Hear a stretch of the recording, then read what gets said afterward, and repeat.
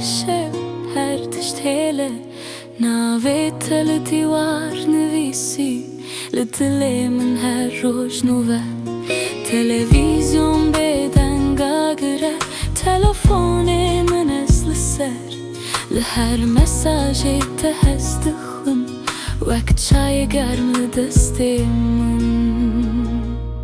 Ev dîmenên te di ser şûşeyê çavê min didin ger Her qîrîna dilê min dibêje wer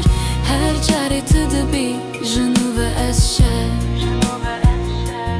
Ev dîmenên te li her guheştê bihar tê Bêder tu li nav berfê jî hêvî yê ger Ez li ser navê te xew didim her şer Ser çemê me ratin gava tu dila wekê min digerî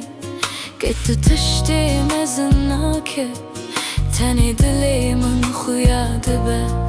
Şevbaşê te bi dengê nerm Di spiyekê sibehê de dimîne Li nav kahveya min xweşiya te Li nav kelibê min divîne Ev dîmenên te di ser şûşeyê çavê min didin ger Her qîrîna dilê min dibêje wer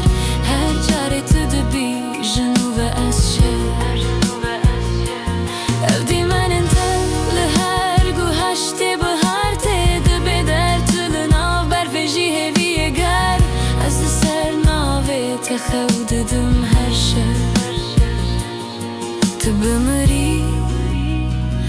Ez ji te nayêkim dûr herçend bêgotin Herçend bêwak dilî